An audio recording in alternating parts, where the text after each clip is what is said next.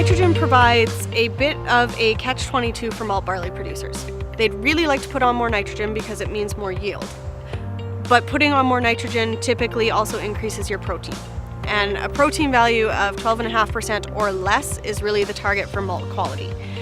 So if you put on more nitrogen, yes, you'll get more yield, you might get more lodging, and you'll probably increase your protein out of your malt quality.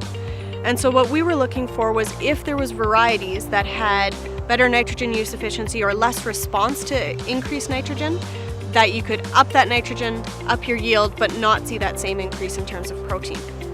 And so we looked at nitrogen rates from 0 to 100 kilograms per hectare, and we looked at 5 different varieties, including some of the newer ones like Synergy, Voyager, which is a US variety, Kindersley, and then comparing it to Metcalf as sort of a check.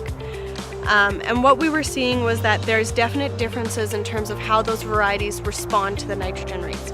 So all of the yields will increase as the nitrogen goes up, some increase more than others. All of the protein goes up, but not all of them go over the 12.5%. So for example, AAC Synergy did not break 12.5% when you average it across years and sites with 100 kg per hectare of nitrogen. Now at some individual sites, it did go above that quality line, but in general, it seemed to respond less to the nitrogen in terms of protein, but it still had one of the highest yields in the trial. So we're looking at varieties and looking for genetics in a sense that can take that increased nitrogen, get the producer more yield, but maintain that quality when it goes into the micro malt and the malting process.